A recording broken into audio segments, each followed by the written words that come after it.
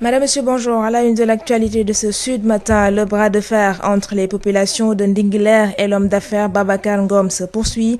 Ces populations qui parlent de spoliation foncière portant sur près de 300 hectares demandent l'intervention de l'État du Sénégal pour une sortie de crise. Le comité de suivi foncier et d'assistance aux populations de Ndingler a fait face à la presse. Et puis à Thiès, le feu couvre entre les propriétaires champêtres du quartier Thiès-Nord et les responsables de l'université de Thiès. À l'origine, la destruction prochaine de 25 champs pour les besoins de l'extension de l'université. Affaire Bokar Sambadje et CBAO. Le conflit glisse sur le terrain politique. La cellule de communication de l'Alliance pour la citoyenneté et le travail, acte parti dirigé par Abdoul Mbaye, parle de manipulation en son encontre et accuse le parti au pouvoir. Hassan Toun est à la technique. Adji Fatou Bari. Bienvenue à toutes et à tous. Les populations de Ndingler réclament leurs terres, ces terres qui ont été octroyées à un homme d'affaires sénégalais. Pour ces populations, seul l'État du Sénégal peut apporter une solution à cette crise. Le comité de suivi foncier et d'assistance aux populations de Ndingler a fait face à la presse. C'était en présence de Ismaël Marcel Colli. Situé dans la commune de Niaganyao, les populations du village de Ndingler disent non à la spoliation de leurs terres. Bassirou Diomaye Faye explique. Les paysans occupaient ces terres avant la loi de 1964, parce que ces villages-là existent avant 1964. C'est l'État qui a délibérément pris sur lui de déterminer le régime des terres rurales en considérant que c'est des terres du domaine national qui appartiennent à la nation et qui ne peuvent faire l'objet de titrisation, mais qui sont simplement... On donne ces terres-là, qui, étant dans le domaine national, ont une valeur nulle pour le paysan qui les occupe depuis plus d'une centaine d'années. On le donne en le transformant simplement en titre foncier à un investisseur, un agrobusinessman, à un homme d'affaires, un seul, au détriment de 40 familles, lequel agrobusinessman va aller au niveau des banques, lever des fonds et investir sur les mêmes lieux. Et en retour, utiliser cette même population-là à qui on n'a pas voulu octroyer un titre foncier pour les employer comme des ouvriers agricoles. Nous trouvons que c'est injuste et c'est inacceptable. Pour ces populations, seul l'État du Sénégal peut apporter une solution à cette crise. Pour l'État bëggee solution, accepter titrer les terres des paysans. Ku nekk mu jox la sa titre foncier ci suuf. Boo jaayee yaa xam, boo demee yóbbu ko garantie banque ci prêt yaa xam, bu fekkee ne dañ koy andi apport dans le cadre d'un projet d'agrobusiness yaa xam. Pour rappel, ce sont au total 40 familles de Ndingler qui réclament leurs terres octroyées à une tierce personne, dont un homme d'affaires très célèbre du pays. Ismaël Marcel Colli, 25 propriétaires champêtres du quartier Thiès-Nord s'opposent également à la démolition de leurs biens pour l'extension de l'université de Thiès. Et ils ont fait arrêter les travaux de terrassement hier pour des séances d'explication avec les autorités rectorales et administratives de Thiès. Bekay Faye, leur porte-parole, est au micro de Babacar Ndao. Ce qui s'est passé ce matin, donc on s'est levé. Nous avons été informés qu'il y a des bulldozers qui sont en train donc de déblayer ici les champs dont nous avons planté des mangues et d'autres arbres fruitiers. À Thiès-Nord même, donc le site se trouve près à l'université de Thiès. Semble-t-il que c'est l'université de Thiès qui est en travail d'expansion et que nous les propriétaires, nous n'avons ni été informés ni été conviés à une rencontre nous informant qu'ils vont prendre les champs. Et à notre grande surprise, ce matin on s'est levé et on a vu quand même que les machines sont là pour en train de détruire ce que nous avons construit durant des années et des années. Et donc c'est ça donc notre grande surprise. Effectivement, le responsable, nous l'avons interpellé, nous avons dit que nous ne pouvons pas quand même assister là inoffensif quand même à la destruction de nos biens sans pour autant être informé. Mais il a dit qu'il arrête donc là les travaux. Mais maintenant lundi il va revenir et il dit qu'il avait même reçu l'autorisation de tout détruire et si toutefois que les populations s'opposent, on appelle le préfet qu'il puisse appeler les forces de l'ordre afin donc de rétablir l'ordre. Mais nous, ça a été quand même une très grande surprise pour nous parce que quand même je crois qu'avant de détruire le bien détruit, donc le minimum serait au moins de l'informer. Donc ce que nous comptons faire, c'est d'abord alerter l'opinion comme nous sommes en train de le faire, mais également faire savoir à tout le monde que nous n'allons pas rester bras croisés à la destruction de nos biens. Vous êtes combien de propriétaires derrière? Donc on a recensé pour les propriétaires de terre donc à peu près 25, mais semble-t-il sur les 25, il y a 2 ou 3 propriétaires qui ont été choisis pour être indemnisés. Mais nous ne savons pas sur quelle base ces personnes ont été choisies. encore, nous ne savons pas non plus sur quelle base nous n'avons pas été choisis ni conviés à une rencontre donc faisant état de ce que nous avons ici. Voilà, en somme, c'est cela. Bekay Faye, il est le porte-parole des 25 propriétaires champêtres du quartier de Thiès-Nord qui s'opposent à la démolition de leurs biens pour l'extension de l'université de Thiès. Affaire Bocar Samba Dièye, CBAO, la cellule de communication de l'Alliance pour la citoyenneté et le travail parle de manipulation en son encontre, une manipulation orchestrée par le parti au pouvoir et compte porter plainte contre toute accusation des détracteurs de leur leader dans ce dossier, à savoir Abdoul Mbaye. Une confrontation a d'ailleurs été organisée dans les locaux de l'acte devant réunir les deux parties. Seulement, le commerçant Bocar Samba Dièye et ses avocats n'y ont pas pris part. Aïssatou Gueye-Ba. Il s'agit d'un contentieux reliant Bocar Samba Dièye, la banque CBAO. En échange, une confrontation devait se faire entre les deux parties au sein des locaux de l'Alliance pour la citoyenneté et le travail. Mais l'absence du commerçant Bocar Samba Dièye et de ses avocats est notée. Cela n'empêche pas à la cellule de communication du président de l'ACT de se prononcer sur ce dossier, car étant cité dans cette affaire et qui continue de soulever de nombreuses polémiques depuis 2008, plusieurs arguments soulevés, mais au final, le parti politique parle de manipulation. Abdoulaye Kanté, responsable cellule des cadres au sein de l'Alliance pour la citoyenneté et le travail. L'ACT retient que, comme d'autres, Bocar Samba Dièye a été manipulé parce qu'on lui a fait croire que s'en prendre à Abdoul Mbaye pourrait lui apporter les faveurs et interventions du régime actuel dans son contentieux avec la CBAO. Enfin, une publication sur le compte Facebook du dénommé Famara affiche la réalité des traites. Il s'agirait de traites avalisées garanties au paiement par la BSC. Cela veut dire que les traites existent bel et bien et que Bocar Samba Dièye est le débiteur et qu'il a lui-même demandé la garantie de la BSC par aval. Mieux, la cellule de communication compte porter plainte contre toute accusation. Gaye Fatou Sarr, membre de la cellule de communication.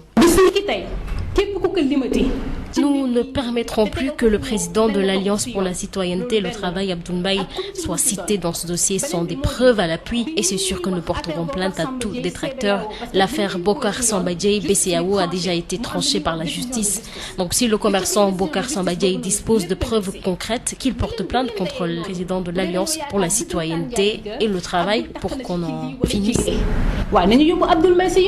Retenons qu'une première réunion entre les deux parties avait déjà été initiée le 27 juin dernier, mais sans succès.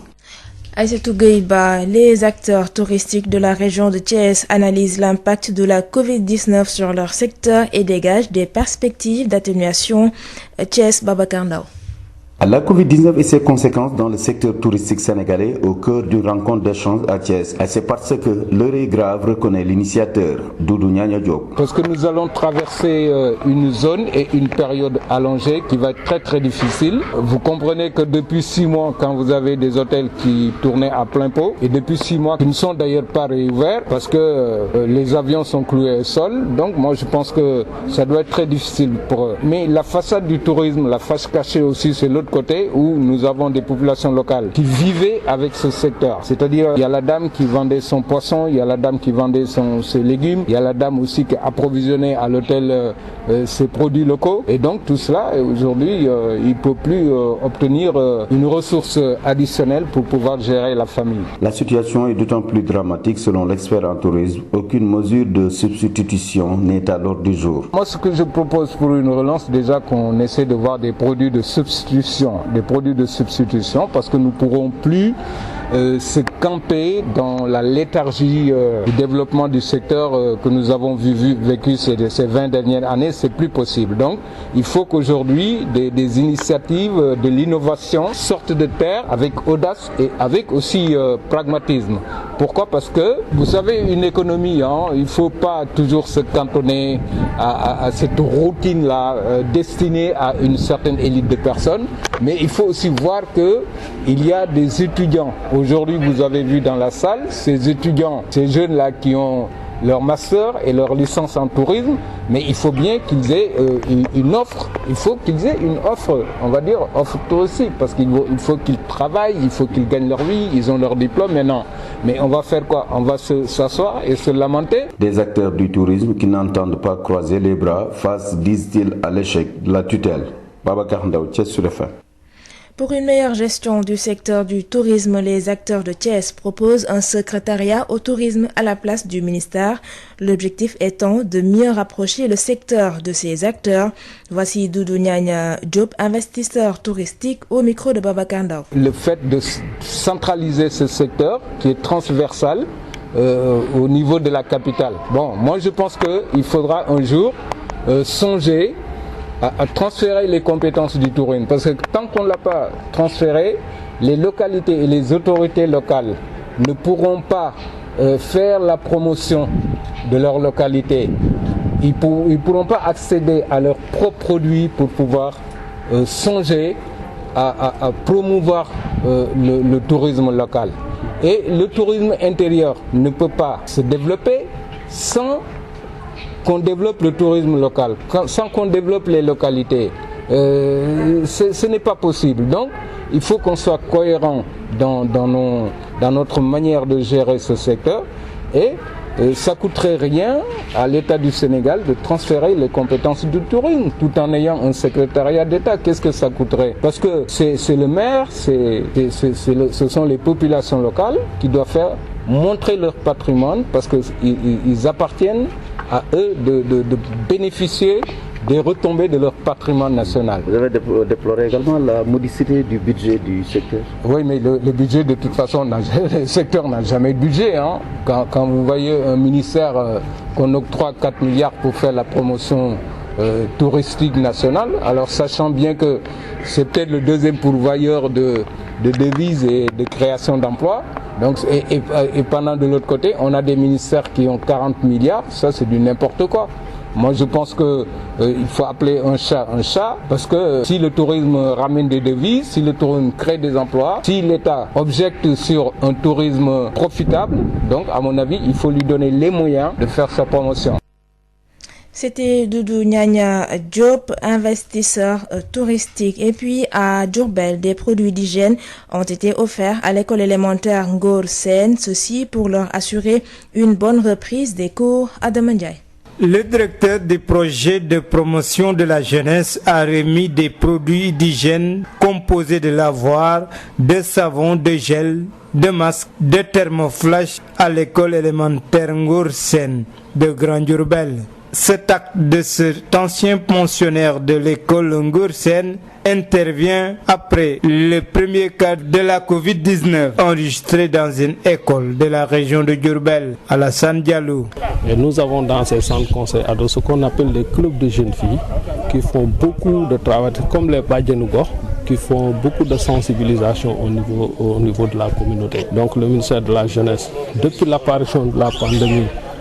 sous la houlette de Madame le ministre, a fait beaucoup d'activités de sensibilisation de terrain. Le ministère de la Jeunesse mène un travail de sensibilisation dans la lutte contre la Covid-19 à travers les centres adolescents. Nous avons dans ces centres conseils ados ce qu'on appelle les clubs de jeunes filles qui font beaucoup de travail, comme les Badjanougor, qui font beaucoup de sensibilisation au niveau de la communauté. Donc le ministère de la Jeunesse, depuis l'apparition de la pandémie, sous la houlette de Madame le ministre, a fait beaucoup d'activités de sensibilisation de terrain. La directrice de l'école élémentaire Ngor Sène soutient pour sa part que cet appui sera utilisé à bon escient. Madame Anta Diop Sall. Nous remercions profondément le donateur, en l'occurrence M. Alassane Diallo. Ce matériel sera utilisé à bon escient. Les mesures barrières seront respectées. Elles sont déjà respectées, mais nous continuerons à inviter les élèves à les respecter davantage et dire que les élèves sont plus en sécurité à l'école que dans la rue. Diourbel, Sud FM, Adam Ndiaye. Sur l'international, le Mexique est devenu depuis hier le 5e pays dans le monde le plus endeuillé par le nouveau coronavirus Covid-19 devant la France avec 30 366 décès. Un décompte donc officiel publié par le ministère mexicain de la Santé. Puis les États-Unis ont célébré hier leur fête de l'indépendance. Au lendemain de son événement au Mont Rushmore, le président américain Donald Trump a présidé une cérémonie à Washington, un défilé militaire militaire aérien, un hommage aux militaires américains. Donald Trump, le président américain, continue d'assurer que la situation du nouveau coronavirus est sous contrôle. Je cite, « Nous avons testé plus de 40 millions de personnes, des résultats qu'aucun autre pays n'a obtenus parce qu'aucun pays ne possède les tests que nous avons, ni en termes de nombre, ni en termes de qualité des propos donc du président américain. À noter que les États-Unis ont enregistré hier 43 742 nouvelles contaminations et 252 nouveaux décès selon l'université américaine Johns Hopkins. C'est la fin de ce journal. Dans un instant, retrouvez Rapsa Eliman Wan pour l'édition en Wolof. Merci de nous avoir suivis et très bonne journée à toutes et à tous. asalaamaaleykum juróom-ñaari waxtu moo jot ci suñuy studio jot it ci bépp bànqaasu rajo Sud FM yi nekk ci biir réew mi xibaar yi ci pàcc bu njëkk bi li ci nar a gën a fës nag bokk na ci xëccoo bi ñu nemmeeku ci Ndingler ci diggante askan wa fa fare ak kenn koo xam ne daal mooy Babacar Ngom ñu ko cay tudd askan wi nag daal nee nañu dañu ñëw ngir saax-saaxe luy tollook 300 hectares foofule moo tax ñuy sàkku ci nguur gi mu ñëw jàppale leen si comité bi nga xam ne mooy toppatoo lépp lu jëm ci lu mel te it di jàppale askan wi dëkkee ca Ndingler ñoo ci doon jàkkaarloog taskatu xibaar yi ñu wax ba tey ci wàllu suuf ak ñi nga xam ne ñoo fare ca quartier Thiès noonu ñoom daal dafa am coow bu jib seen biir ak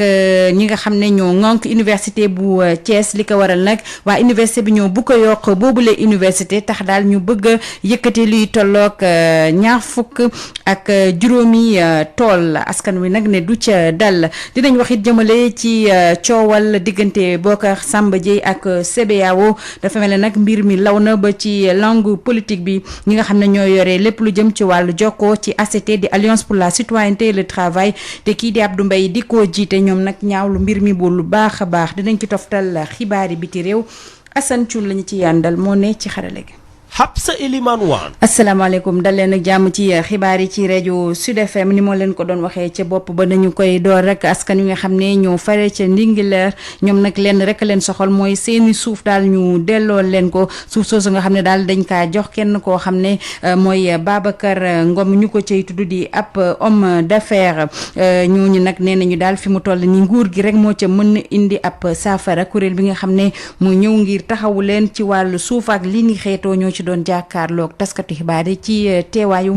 Ismaïla Marcel Koli. mu nekk ci commune Ndiaganiao population dëkk bu ñuy woowee Ndingler ñooy ñaawlu fokkati bu ñu fokkati seen suuf maam jagleel ko benn homme d'affaires ki xam lu ñu may mooy Bassirou Diomaye Faye. dañu jël suuf si nga xamante ne béykat yi ñoo ko moom jàpp ne ki c'est une valeur nulle fokkati ko ci béykat yi teguñu benn dërëm ci loxoy béykat yi jox ko keneen koo xamante ne mbéy la bëgg a def lan lañ dooree béykatu Ndingler yi tey ndóol. parce que kii dafa bëgg a béy ñii dañ doon béy depuis des années koñ bu ñu joxee keneen pour mu béy maanaam la même activité ki keneen ki doon def mais wutuñu leneen lu dul neewal doole koo xamante ne dafa ndóol gën a dooleel koo xamante ne alal rek la am mieux boo jëlee 2,250,000 mètres carrés jox ko kenn nit benn sénégalais boo xamante ne macha allah am na alal ba pare dafa doy pour que rongañu baadoola continuer di siim cerey buur wala cerey koo xamante ne am na xaalis am na daraja ba pare c'est fini tout ça parce que doomu béykat yi dootuñu seetaanati ñu di leen foqati seen suuf di ko jox kenn koo xamante dafa am alal ba pare c'est fini loolu dootul amati. pour ñu dëkk ci gox bi nguuru Sénégal moo mun a indi saafara ci lu ñu mel. bu état bëggee solution na te accepter titrer les terres des paysans ku nekk mu jox la sa titre foncier ci sa suuf boo jaayee yaa xam boo demee yóbbu ko garantie banque ci prêt yaa xam bu fekkee ne da nga koy andi apport dans le cadre d'un projet d'agrobusiness yaa xam parce que ñi bëgg a béy yépp bu ñu amee alal tamit am na loo xamante ne mënuñu ko defar mënuñu ko dem uti ji feneen andi ko mooy suuf si fii la nekk ñi ko moom ku bëgg a béy tey suuf ngay ut mënuloo béy ci ndox mënuloo béy ci ngelaw kon ñi moom suuf si ñoom ñoo yore la valeur ou la ressource principale ku ko soxla nag ne mbéy nga bëgg a jëme war nga yéene ñooñu nga xamante ne bi suuf si nekkee àll kenn mënu fa béy seen maam yi ñoo jëloon semmiñ di gor garab par garab ba mu nekk àll bu mu nekk tey nit ñi mën faa dem gis ko mën faa béy tey ça il faut que mu am valeur boo xamante ne pouvoir public yi dañ ko reconnaître c'est la seule solution qui vaille nañ delloo suuf si béykat yi. ci fàttali ñu toll ci 4 famille ñooy laaj seen suuf bu ñu jox benn homme d'affaires sénégalais bu ràññeeku ci biim réew. jërëjëf Ismaïla Marcel Coly doon waxtaanee ci coowal suuf bi am ca Ndingler ñu wax tey ci wàllu suuf ak ñaar fukk ak juróomi doomi aadama yi nga xam ne daal ñoom moom ay tool foofule ci quartier Thiès noonu ñoom nag li ñuy bañ daal mooy ñu laal seeni am ak seeni suuf ngir daal yokk université bu Thiès moo tax it dem nañu ca bërëb ya arrêté lépp loo xam ne daal taxawal travaux de terrassement yi nga xam ne moom lañ fa doon amal di sàkku yi daal amal ab ndaje ak ñi nga xam ne ñoo ŋànk université bu Thiès rawatina nag ñi nga xam ne ñooy kilifa yi foofule ci capitale bu Rail ñu déglu si ki nga xam ne moo yoroon seen kàddu di Bekkaay Faye ci micro Babacar Ndaw. lu xew mooy que dañoo yeewu ci suba teel ñu wooñu ñii am na ay machines yoo xam ne yi commencé nañoo daaneel clôture yi commencé nañoo daaneel garab ak mango yëpp ñi nga xam ne defoon nañ ko ci tool bi donc commencé nañ koo daaneel léegi ñu ñëw interpellé ñuy def liggéey bi ñu ne ñoo dañoo am ndigal ne lépp lu fi taxaw daal nañ ko daaneel parce que université bi dafa war a yaatu te dañ fi war a jaalale benn mur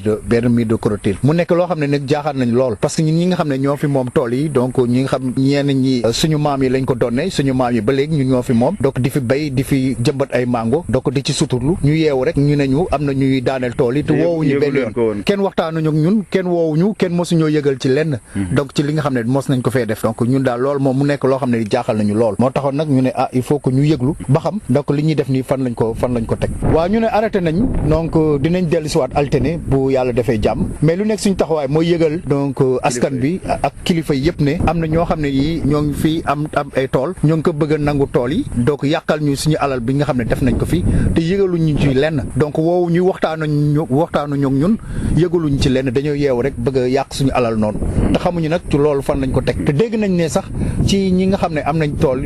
yi fii ñun mat nañu ñaar fukk ak juróom mais dégg nañ ne am na ñaar wala ñett ñoo xam ne yi semp nañ leen am leen lu leen di fay mais ñun ñeneen ñi kenn mosuñoo donc woo ci ndaje kenn mosul ñëw donc wax ak ñun muy du préfet du autorité université yi du kenn koo xam ne kii mos na ñëw daje ak ñun ci loolu noonu donc ñun àndoon nañ ak chef de quartier Thiès noonu délégation demoon donc gis le sous-préfet mais moom newoon na dina ko yëgal le préfet bindoon naa sax benn mémorandum ma joxoon ko mais newoon na dina ko ci donc yëgal préfet mais boobu ba léegi ñoo ngi toog xaar dégguñ ci woon dara tey daal dañoo yeewu gis machine yi ñëw di yàq tool yi te ñu ne alterné incha allah buñ ñëwee dinañ ci continuer waat seen kii nag ñu bëggoon nag ñu xam ne ñoo ngi tooñ ay askan doomu aadama te ñun tamit mun seetaan ñu yàq suñu alal ñu daal di lay croiser parce que suñu doole lañ fi def ak suñu xaalis ak suñu lépp lu ñu amoon ñu def ko fi bu ñu nangu ñu ñëw ñu yàqal ñu dem noonu loolu moom duñ ko mën a nangu. ci doon addu ñuy teewlu mooy Bekkaay Faye yore kàddu askan yuy fare ci quartier Thiès noonu ñoom nag dañoo jaaxle ndax seeni tool daal lañ fa bëgg a yëkkati ngir yokk université bu Thiès coow am seen diggante beneen coow bu am fii ci Ndakaaru ci diggante Bocar Samba Dièye ak waa CBAO moo tax ñi nga xam ne ñoo ŋànk lépp lu jëm jore wàllu koom-koom ak jokko ci Alliance pour la citoyenneté et le travail ñu gun ko xam ci acte te kii di Abdoul Mbaye jiite ko ñoom daal nee nañu lii yëpp dafa mel ni dañoo bëgg a ñëw daal xajamal seen i cere foofule ci boobule parti ñu déglu si Aïssatou Gueye Ba.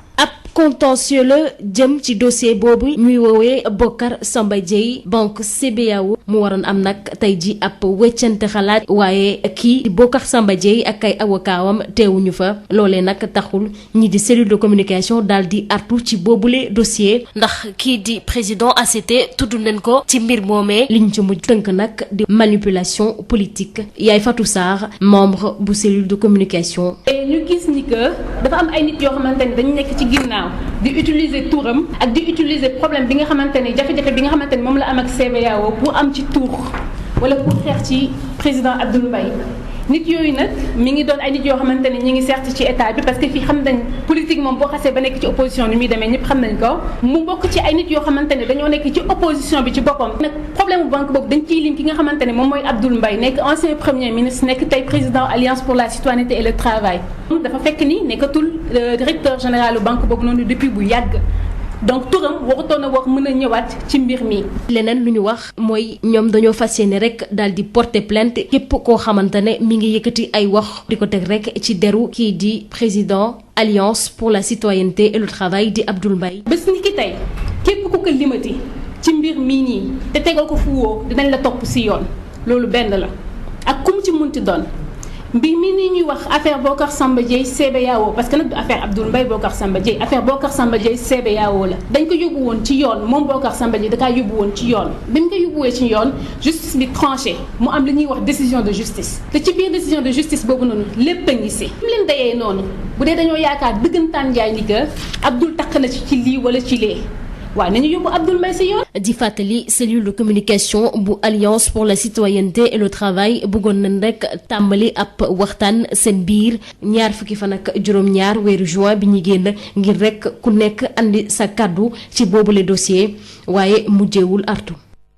jërëjëf Aïssatou Gueye Ba dañuy jógee ci Ndakaar bi nga xam ne yéen a ngi ñuy déglu ci 98.5 jàll ca Thiès nga xam ne yéen a ngi ñuy teewlu foofule ci 102.2 wax ci leneenu rawatina ci wàllu mbas mi lëmbee àdduna ak Sénégal ak jeexital yi nga xam ne gënul yi nga xam ne moom la am ci wàllu tourisme bi moo tax it daal jaaxle la ñu def ñoom ñu lëlu ñoom ñi ci yëngu ci wàllu woowule ngir gis ay saafara Babacar Ndaw muy ndaje sottante xel diggante ay acteurs yu yëngu si wàllub tourisme si Sénégal ki ko amal Doudou Niania Diop xam-xam màcc si wàllub tourisme jàpp na ne mbas mi dafa ñëw yokku jafe-jafe yi nga xam ne tourisme Sénégal moom la nekkee woon. ñu nekk période boo xam ni depuis 6 mois ngi nii hôtel yi kenn amul benn client état bi def na li mu war a def mais l' essentiel est que mooy suñu entreprise yi amul chiffre d' affaires loolu moo inquiété ñëpp bon man dama ni nag comme période bi demee na nii et puis même avant Covid 19 jafe-jafe dafa amoon ci secteur bi parce que secteur bi dafa musa am jafe-jafe nuñ koy gérer ak politique bi bon peut-être que opportunité bi tey ñëw na ba nga xam ni mën nga sensibiliser la génération future mën nga sensibiliser aussi les décideurs pour ñu taxawaat xoolaat suñu secteur bi nan lañ ko mën a remodeler. tey jii ñoom nee nañu leneen li leen ci gën a jaaxal mooy kilifa yi dénk secteur bi xalaatuñu benn saafara ne jàpp na ne mbas mi moom jeexitalam ci secteur tourisme jeexagul léegi Doudou Niania Diop. dina jafeñ parce que man am na ay contact am na ay xarit yu nekk au niveau des marchés émetteurs am na ñu ma confirmer ni ñoom duñu programmer la destination Sénégal ren kooku dafa doy waar ah il faut ñu jël suñu ay matuwaay commencer créer ay nouveaux produits yoo xam ne ni dina mën a dynamiser l'activité touristique en attendant que les choses reprennent. tax nag daanaka lu jege ñetti waxtu sottante xibaar ñi nga xamante sottante xalaat secteur acteurs yi ay experts ay ñoo xamante ni te ay ndongo lañu ak ñuy doon di am seen lijaasa jàpp na ne tey jii wàllu ëllëgu secteur tourisme doy na waar ci Sénégal. waaye te tey jii du leen tere ñoom ñu noppi danañ def seen kéem kattan lëkkaloo si ak ñëpp ñoo nga xamante ne am nañ seen xalaat ngir ëllëgu secteur bi nga xamante ne tey jii am na solo bu rëy si wàllu économie bu Sénégal Babacar Ndaw Thiès Sud FM. dañuy des si mbir moomu la Babacar Ndaw ndax ñi nga xam ne ñoo yëngu ci wàllu tourisme nee nañ daal bu ñu sañoon dañu fi jëlee ministère bi indi fi leneen muy secrétariat au tourisme nee nañ loolu dina gën a tax daal gën a rattaxal diggante yi ñi nga xam ne ñoo yëngu ci wàll wi ak nguur gi ñu déglu si kenn ci ñoom di Doudou Niania Diop. alors li nga xam ni moo nekkoon tout le temps di ñu bloqué est-ce que duñ ko débloqué est-ce que duñu profiter débloqué parce que yëpp a calme par exemple ministère du tourisme et pourquoi pas un secrétariat du tourisme l'autre exemple pourquoi centraliser les compétences du tourisme seulement dans le ministère ou à Dakar il faut ñu transférer les compétences pour que ñu mën a def la promotion du tourisme local suñ ko defee forcément lan moo ciy topp day gën a yomb pour ñu développer tourisme interne bon aussi solution bi mooy ñu gëstu aussi tourisme intra-régional bi parce que dañu nekk dans une zone régionale qui est l'UMOA tous ces pays là voyagent au Sénégal nan lañ mën a defee des statistiques fiables de fréquentation ak pays yooyu di ñëw fii pour mën a def la promotion bon par exemple léegi déconfinement bi ça fait 1 mois est-ce que gis ngeen benn tableau fenn Sénégal muy Dakar muy Thiès wala même la Petite Côte boo xam ni nii ñi ngi wone ni au moins mën nañu relancer tourisme bi jaay dara quoi parce que un panneau publicitaire ça coûte pas des milliards quand même mais wone un petit peu le patrimoine qu'on a parce que peut-être que le Sénégalais lambda bi nekk fële am na envie dem à Djilor Djidjack découvrir foofu la maison de Senghor ou quelque chose comme ça donc ce sont des initiatives yoo xam moom la les produits de substitution moom la ñu war a jël et puis profiter aussi ñu def ay des circuits yoo xam ni intégrés yoo xam ni c'est dédié aux locaux pourquoi pas. ki doon addu di Doudou Ñaña Diop di yëngatu ci wàllu tourisme rawatina ci Thiès ñu doon lëlu seen biir ngir xool daanaka la ñuy def ba génn ci jafe-jafe ñu nekkee jëmale ci wàllu mbas mi ñu wax ba tey ci wàllu mbas mi jëm biti réew foofu nag li ñu nar a waxtaane mooy mbas mi fële ca Mexique nag démb ci samedi gi daal lañu siwal ne fi mu toll nii mooy juróomi réew bi nga xam ne daal mbas mi foofu la gën a faati ay bakkan mi ngi nekk ci kanamu France raw loolu France ak luy tolloog fanweeri junni doomi aadama ak ñetti téeméer ak juróom-benn fukk ak juróom-benn yoo xam ne daal ñoo ñàkk seen bakkan bu ñu sukkandikoo ci ministère bi nga xam ne moom lañ dénk wàllu wér-gu-yaram foofule ci Mexique ñu wax ba tey ci wàllu mbas mi waaye ci àdduna wërngal këpp bu ñu jógee ci Mexique boobule ñu xamle ne fi mu toll nii daal lu ëpp juróomi téeméeri junni bu toftalu ñaar fukk ak juróom-ñaari doomi aadama ñoo ko amee ci àdduna wërngal këpp ginnaaw daal bi waa OMS njëkk a siiwale ne boobule jàngoro feeñ fële ci Chine ci jeexital weeru décembre ñu wax ba tey ci wàllu mbas mi Assane Thioune jugee ca Mexique ak ci àdduna wërngal këpp jàll fële ca États-Unis foofu nag président ba moom mi ngi rafetlu bu baax a baax jéego yi nga xam ne moom la ñu am ci wàllu mbas mi ndax Donald Trump daal démb ci indépendance bi ñu doon feete foofu la seen feet mi ngi xamle ne daal ñoom def nañ ci ay jéego yu am solo nee na luy tolloog 40 millions yu doomi aadama daal lañ jotee defal ay test te nee na yooyu les résultats du benn dëkk boo xam ne am na ko ndax test yi ñu yore ñoom ci États-Unis foofu le yu mucc ayib la te bëri na loolu nag muy kàddu yi nga xam ne moom la Donald Trump yëkkati wante nag li ñu wane ci dëgg-dëgg daal ute na lool li nga xam ne moom le président américain bi di xamle ndax démb rek ñu ngi xamle ne luy tolloog fukki million ci ay doomi aadama amee nañu doomu jàngoro bi yu yees ak it ñaari téeméer ak juróom fukk ak ñaari doomi aadama ñoo ci ñàkk seen bakkan démb rek ci samedi gi bu ñu sukkandikoo ci université John Hopkins lii moo gënoon a fës ci wàllu xibaar ñu leen koy dëgtal ci pàcc bu njëkk bi ñu sant Assane Thioune biñ ci àndaloon sant leen it gërëm leen yéen ñi safoo rajo Sud FM bu 7h30 jotee ak jàmm ki nga xam ne mooy Aji Fatou Bari dina fi teewaat ngir dëgtal leen yeneen i xibaar ñu yendoog jàmm. Sud Matin. Aji Fatou Bari. Madame, Monsieur, bonjour. La communauté rurale de Taïba Ndiaye, dans la région de Thiès, a procédé à la distribution de l'aide alimentaire destinée à 2400 ménages bénéficiaires de la localité.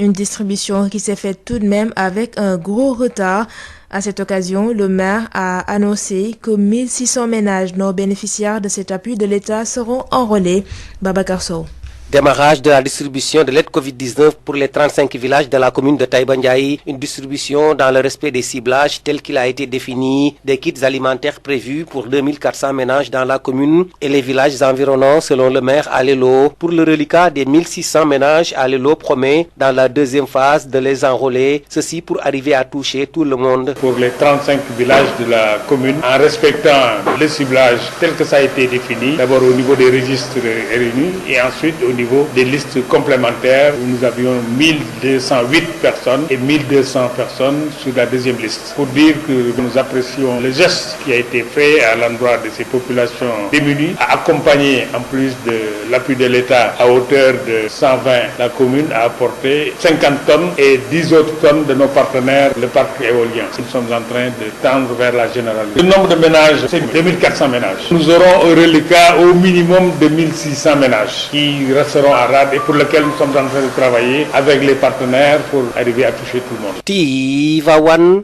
Babacar Sow pour Sud FM. À noter que cette distribution de l'aide alimentaire à Taïba Ndiaye s'est déroulée en présence du sous-préfet de Meouane qui a profité de l'occasion pour faire l'état des lieux de la pandémie à Covid-19 dans l'arrondissement. Ibrahim Ndaw et le sous-préfet de Meouane. Nous l'écoutons avec Babacar Sow. La mise en place vient d'être achevée hier avec le maire. On est en train de mettre les bouchées doubles pour, comme l'attente a été assez longue, pour démarrer le plus rapidement possible. On a commencé la distribution ce matin pour la commune de Taïba Ndiaye. Mon arrondissement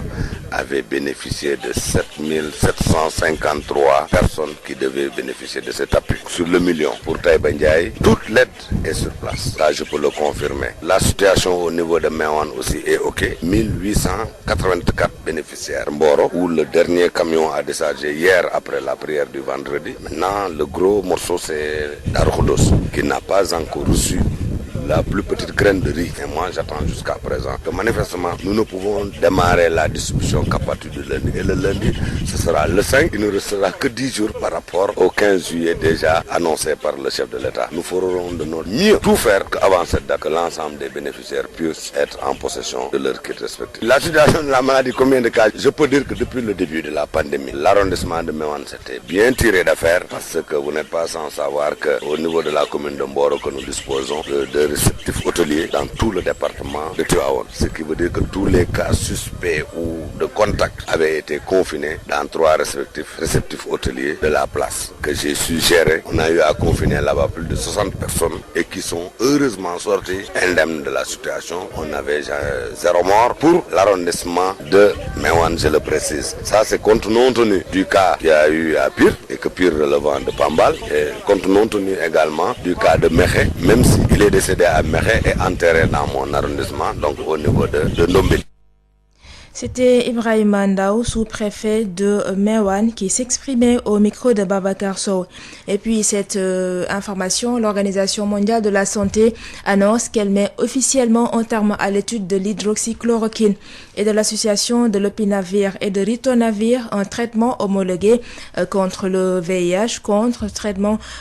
traitement pour les patients infectés par le coronavirus. Les résultats préliminaires montrent que l'hydroxychloroquine ou l'association de l'opinavir et de ritonavir ne réduisent pas ou très peu la mortalité des patients infectés par le Covid-19 par comparaison aux soins standards. C'est donc ce qui ressort de ce communiqué de l'OMS. L'OMS qui précise que cette décision prise sur les recommandations du comité directeur international n'affecte pas les études concernant les patients non hospitalisés ou les recherches dans lesquelles ces traitements sont utilisés pour prévenir l'apparition de la maladie. Une autre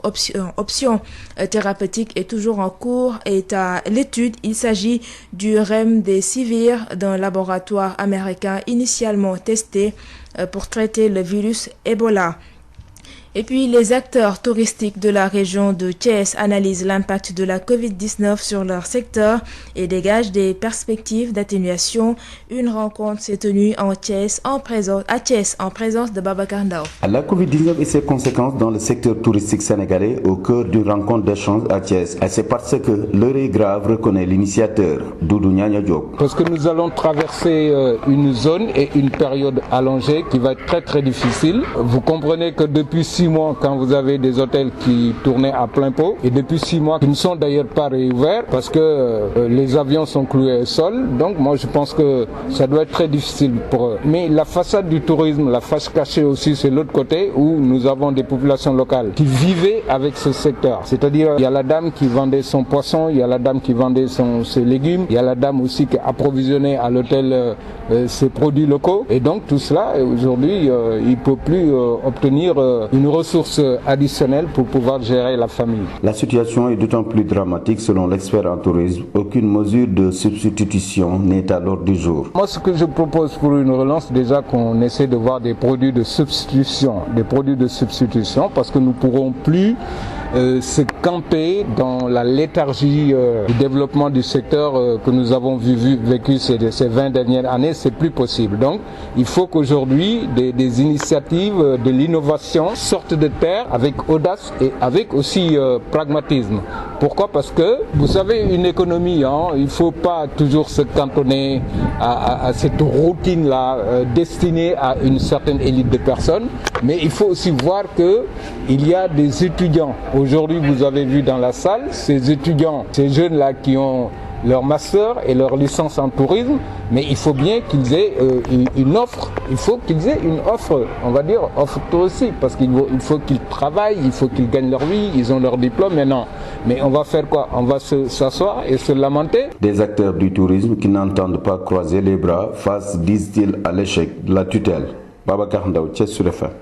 Pour une meilleure gestion du secteur du tourisme, les acteurs de Thiès proposent un secrétariat au tourisme à la place du ministère. L'objectif étant de mieux rapprocher le secteur de ses acteurs. Voici Doudou Niania Diop, investisseur touristique, au micro de Babacar Ndao. Le fait de centraliser ce secteur qui est transversal au niveau de la capitale. Bon, moi je pense qu'il faudra un jour songer à transférer les compétences du tourisme. Parce que tant qu'on ne l'a pas transféré, les localités et les autorités locales ne pourront pas faire la promotion de leur localité. Ils ne pourront pas accéder à leurs propres produits pour pouvoir songer à promouvoir le tourisme local. Et le tourisme intérieur ne peut pas se développer sans qu'on développe le tourisme local, sans qu'on développe les localités. Ce n'est pas possible. Donc, il faut qu'on soit cohérent dans notre manière de gérer ce secteur et ça ne coûterait rien à l'État du Sénégal de transférer les compétences du tourisme tout en ayant un secrétariat d'État. Qu'est-ce que ça coûterait? Parce que c'est le maire, ce sont les populations locales qui doivent montrer leur patrimoine parce qu'ils appartiennent à eux de bénéficier des retombées de leur patrimoine national. Vous avez déploré également la modicité du budget du secteur. Oui, mais le budget, de toute façon, le secteur n'a jamais de budget. Hein. Quand vous voyez un ministère qu'on octroie 4 milliards pour faire la promotion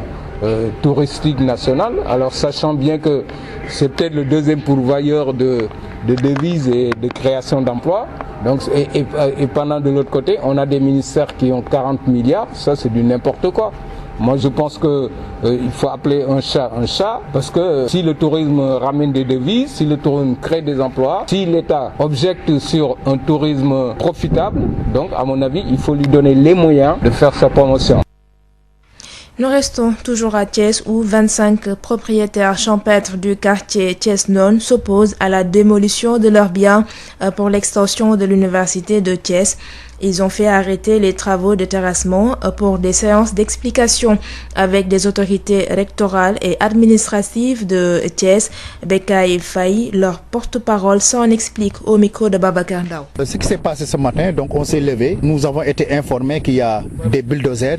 qui sont en train donc de déblayer ici les champs dont nous avons planté des mangues et d'autres arbres fruitiers. À Thiès-Nord. À Thiès-Nord même, donc le site se trouve près à l'université de Thiès. Semble-t-il que c'est l'université de Thiès qui est en travail d'expansion et que nous les propriétaires nous n'avons ni été informés ni été conviés à une rencontre nous informant qu'ils vont prendre les champs. Et à notre grande surprise, ce matin on s'est levé et on a vu quand même que les machines sont là pour en train de détruire ce que nous avons construit durant des années et des années. Et donc c'est ça donc notre grande surprise. Effectivement, le responsable, nous l'avons interpellé, nous avons dit que nous ne pouvons pas quand même assister là inoffensif quand même à la destruction de nos biens sans pour autant être informé. Mais il a dit qu'il arrête donc là les travaux. Mais maintenant lundi il va revenir et il dit qu'il avait même reçu l'autorisation de tout détruire et si toutefois que les populations s'opposent, on appelle le préfet qu'il puisse appeler les forces de l'ordre afin donc de rétablir l'ordre. Mais nous, ça a été quand même une très grande surprise pour nous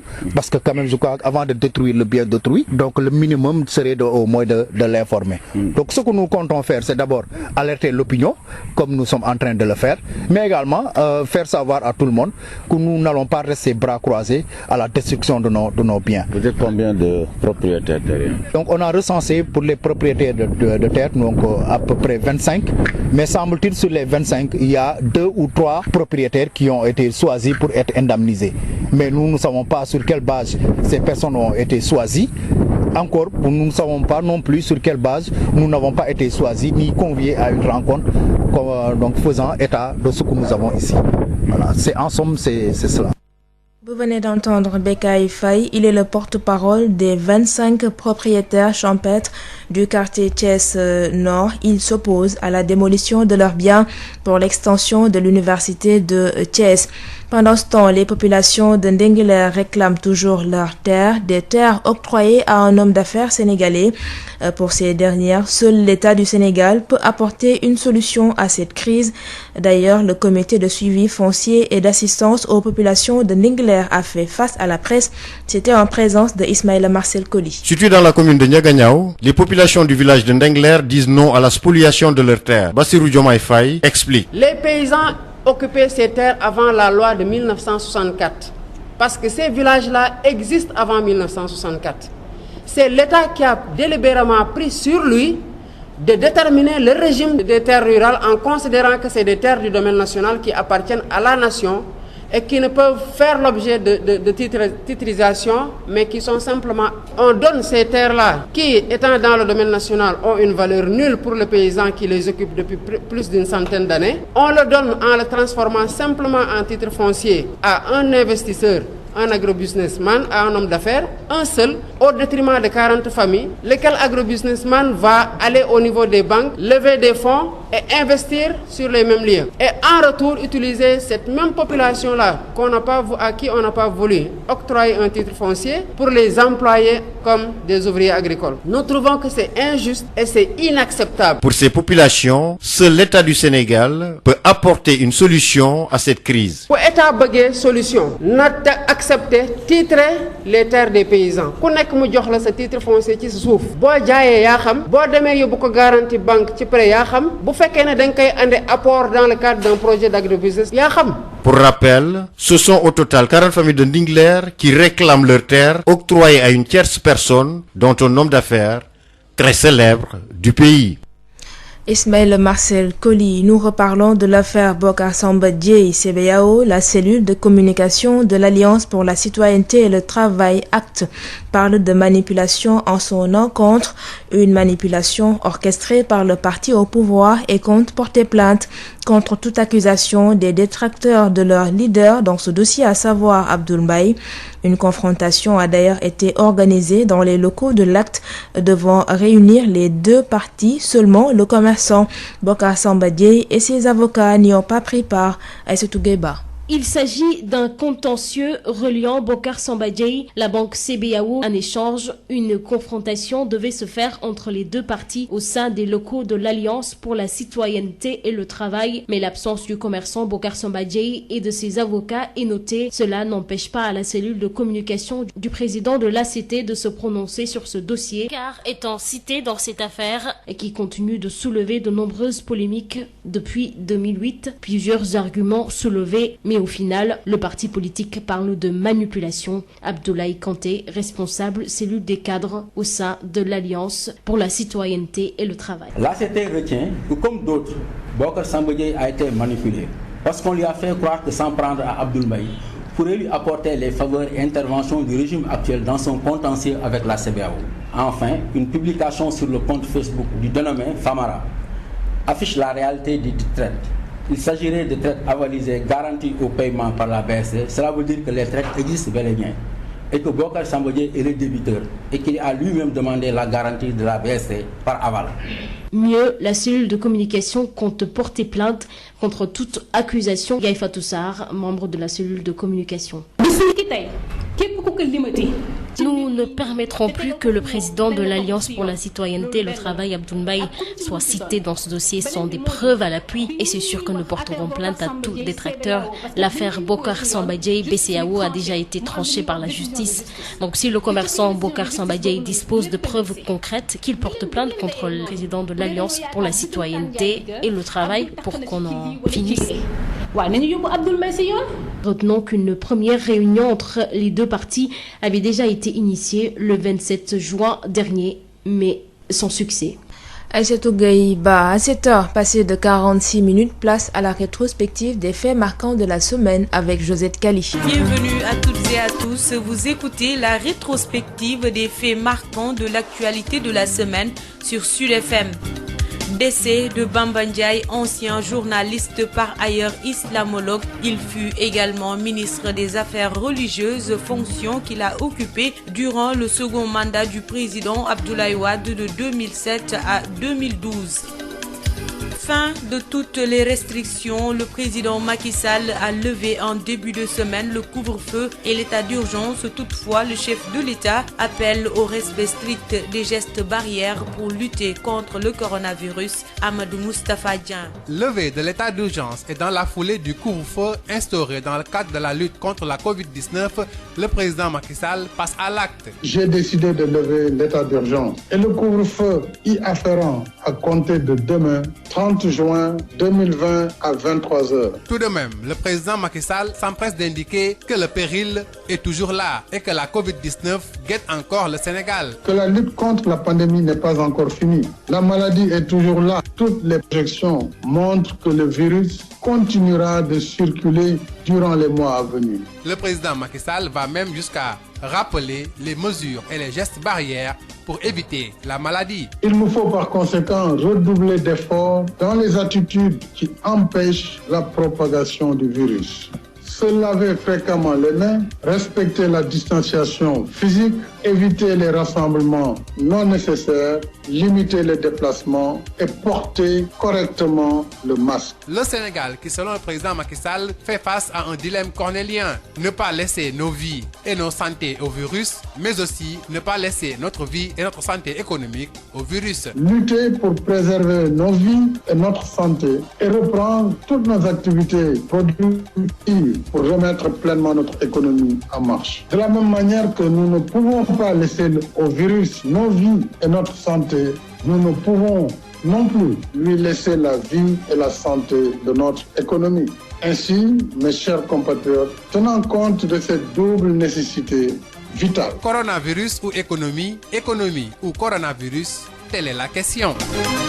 Épidémie de coronavirus, le Sénégal atteint la barre de 7000 cas et 4 mois après le premier cas confirmé. Désormais, les tests ne se feront plus que sur les personnes symptomatiques et vulnérables. La prise en charge à domicile se poursuit. Décision des autorités sanitaires pour libérer les centres de traitement en saturation. Hadisen. Une nouvelle situation, une nouvelle stratégie. Les cas augmentent. 7054 cas enregistrés depuis le début de la pandémie. Conséquence, il y a une tension sur la disponibilité des lits dans les centres de traitement. La prise en charge à domicile sera renforcée selon le professeur Moussa Sedi, chef du service des maladies infectieuses à l'hôpital Fann. Il y a une tension sur la disponibilité des lits au niveau des centres de traitement. C'est pour cela que la prise en charge à domicile est encore indiquée. Il faut s'adapter au contexte. Libérer des malades nous permet de prendre en charge aussi d'autres malades qui ont des facteurs de gravité ou de facteurs de survenue de complications. Un autre fait qui pousse les autorités à prendre une telle décision, ce sont les cas de refus. 200 personnes ont refusé d'aller dans les centres de traitement, ajoute Abdoulaye Bousso, directeur du COUS. Donc avec l'augmentation de la stigmatisation,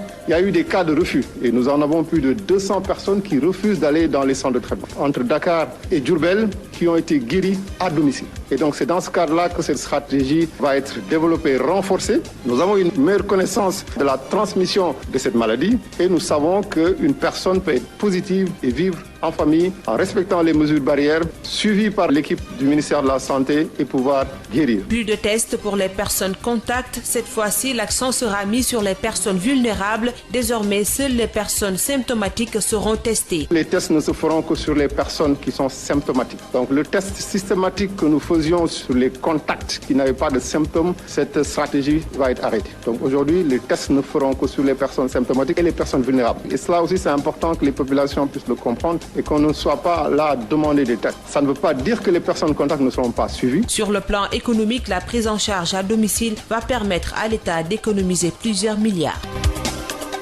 Justice, Pape Alioune Fall, reconnu coupable de tentative de viol et de meurtre sur Binta Camara, écope de la prison à perpétuité, même peine pour 5 des 7 prévenus, dont le meurtre du major Tamsir Sané et 15 ans de réclusion criminelle pour Moustapha Ndiaye du PUR, reconnu coupable pour le meurtre du jeune Ibrahima Diop, verdict rendu par les chambres criminelles de Tambacounda. Boubacar Tamba. La sentence est tombée. Pape Alioune Fall a été déclaré coupable d'une tentative de viol et de meurtre sur la personne de Binta Camara. Il est condamné à la réclusion criminelle à perpétuité et a versé comme dommages et intérêts à la famille de la victime le franc symbolique. Dans l'affaire du meurtre du major Tamsir Sané, le tribunal a reconnu coupable les sieurs Idrissa Sow alias Paul Bourafet, Kekoroba Ba, Doudouba Di Demba Siré, Moussa Diao et Sidi Diallo à la réclusion criminelle à perpétuité et a alloué la somme de 100 millions de nos francs à la famille de Tamsir Sané,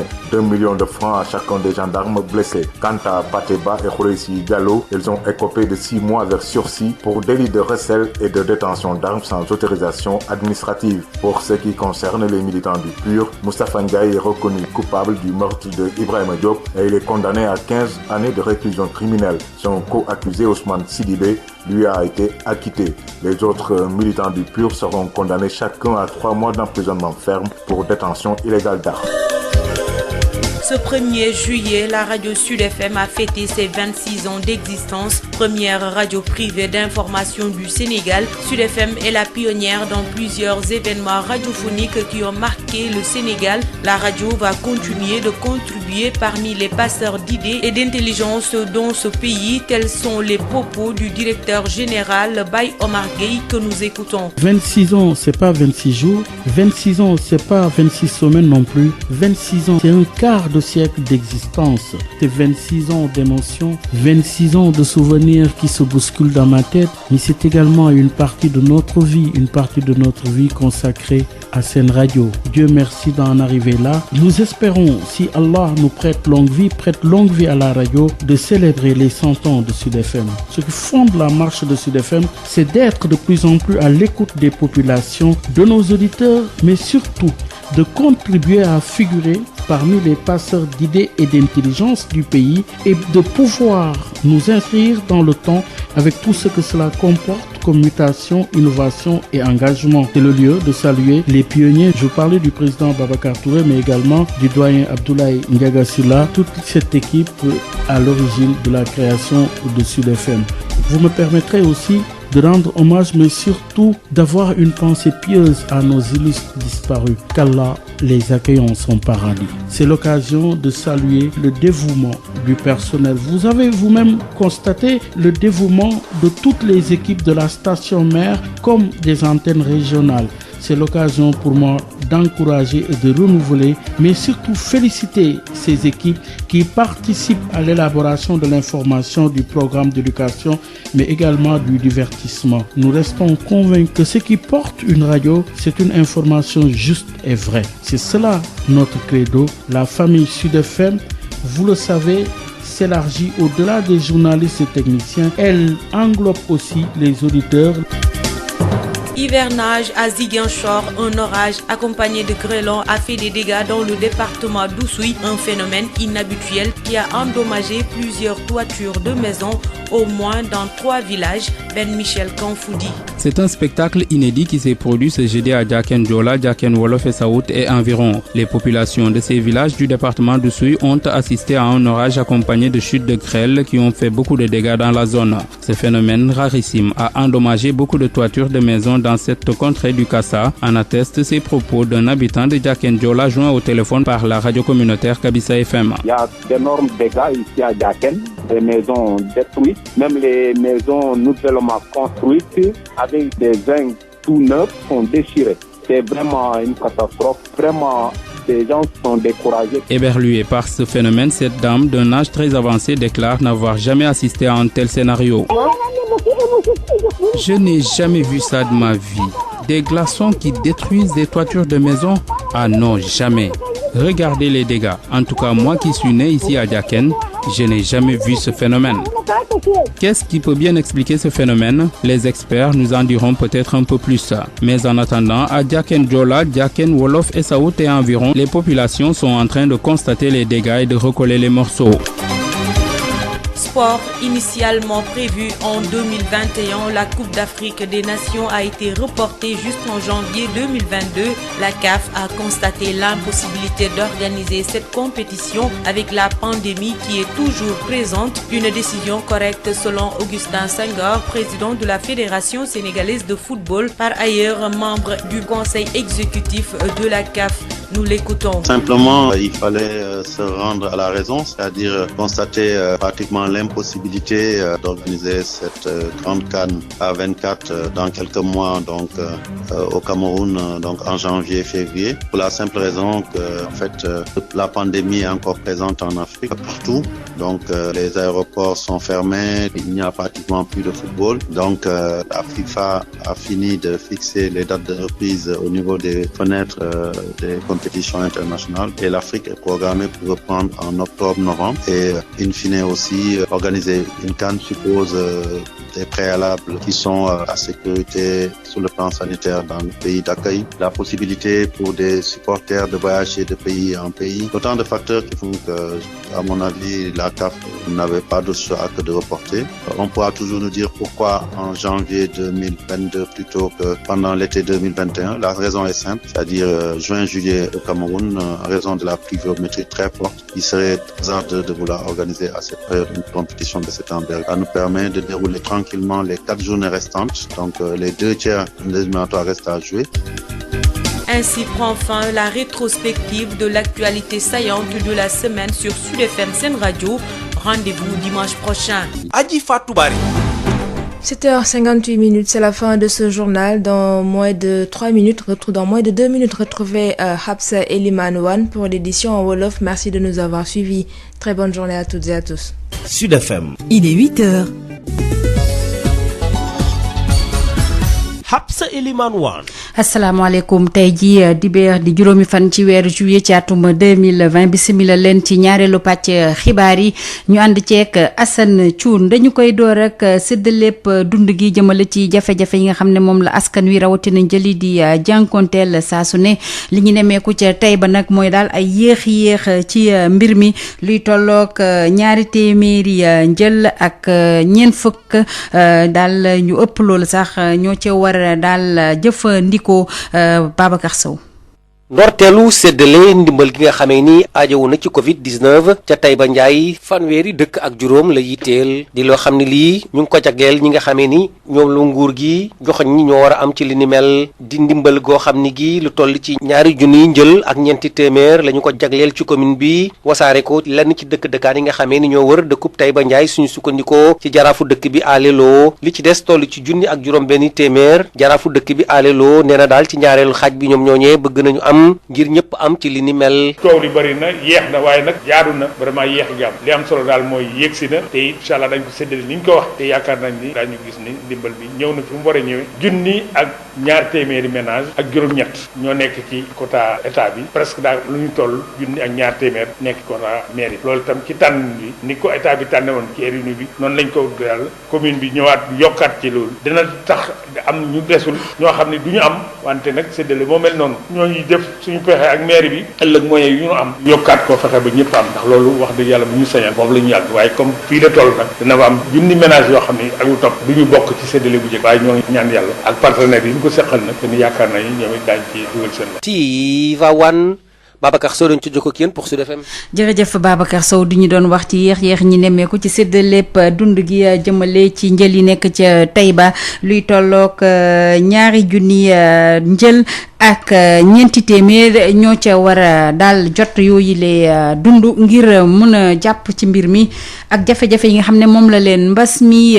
jural la ñu des ba tey ci mbir moomule ndax foofule ca Taïba Ndiaye ni ñuy def daal séddale bi ni ñu koy door ki nga xam ne mooy sous-préfet bu Meewaan moo ko teewe woon profité na sax ci mbir mi ngir dellu si su baax a baax ci tolluwaayu mbas mi foofule ci arrondissement bi Ibrahima Ndaw lay wuyoo moom mooy sous-préfet bu Meewaan moom la ñuy déglu ci micro Babacar Sow. commencé séddale dund bi nga xam ne ni moom la son excellence le président de la république Macky Sall jag population Sénégal xaar bi nag yàggoon na lool waaye alhamdulilah egsi na ci jàmm gi def tout pour gaaw génn suñuy loxo egg ci seen i borom benn parce que sonn nañ ñaar parce que dañ nekk ci nawet te ñetteel itam gis ngeen suñ état wu magasin yi yàlla xam na ne bu tawoon tey ji pratiquement li fi ne yëpp dana yàqute loolu yàlla nag mën na ñoo suturaal moo tax ñu jël les devants mais nag man itam sama préoccupation en tant que représentant de l'état comme dund bi joxuñ ko ay village mais ay nit lañ ko jox nu may def ba nit ñooñu ku ci nekk comme turam Ndakaaru la jógee mu wëlbateeku comité villageois bi def ciblage am ndax ndimbal ba egg na ci moom man c'est ça ma préoccupation première en tant que représentant de l'état moo tax suma ndaw bi ma fi toog ma xamal ko ne ko quel que soit nu système bi demee balaa nit di jël na la indil carte d'identité taxaw joxe carte d'identité nga xool ko mu tàllal la fiche bi nga xam ne ni moom lañ defaroon précédemment su la ko joxee boo ci bindee ok mu déchargé la waaw situation coronavirus li mu mën a xam mooy ba mu démarré ba léegi teg nañ ay comité de riposte au niveau de l'arrondissement au niveau de chaque commune et pratiquement au niveau de chaque village wala zone géographique ñetti weer nekk nañ ko di koy xeex yàlla suturaal ñu fa nag sutural su mat sëkk parce que nag li jara waxta mooy ñun rek au niveau de Mboro ñoo fi amee ay réceptifs hôteliers maanaam ay hôtel wala campement wala auberge fa lañ doon confiné képp koo xam ne ni wax nañ ne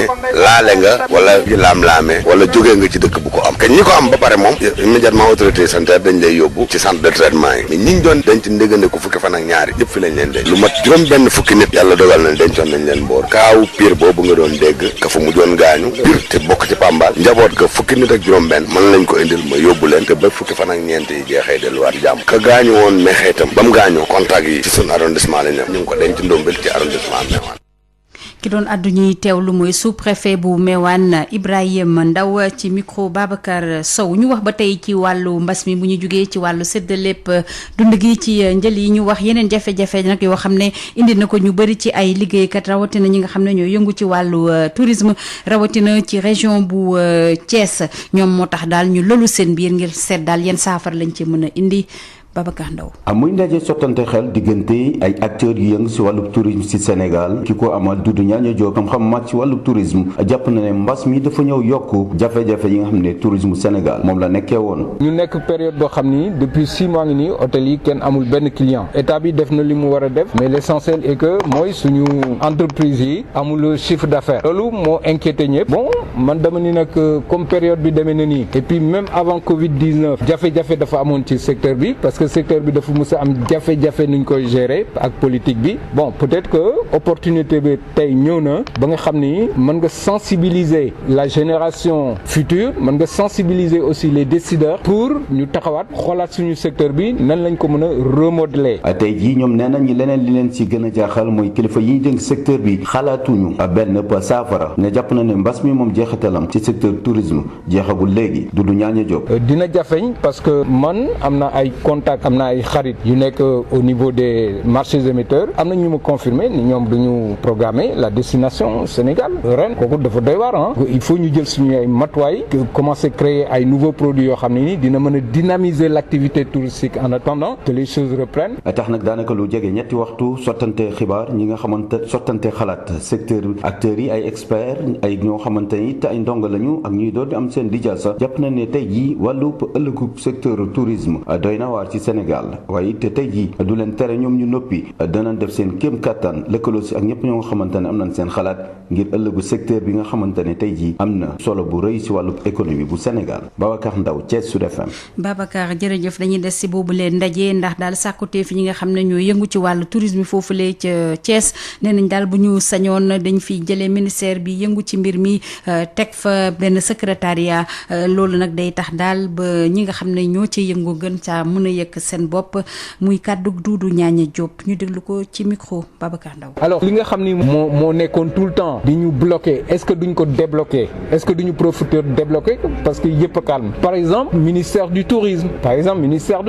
et pourquoi pas un secrétariat du tourisme. L'autre exemple, pourquoi centraliser les compétences du tourisme seulement dans le ministère ou à Dakar? Il faut nous transférer les compétences pour que nous menions la promotion du tourisme local. La promotion du tourisme local suñ ko defee forcément lan moo ci topp day gën a yomb pour ñu développer tourisme interne. Bon aussi solution bi mooy ñu gëstu aussi tourisme intra-régional bi parce que dañu nekk dans une zone régionale qui est l'UMOA. Tous ces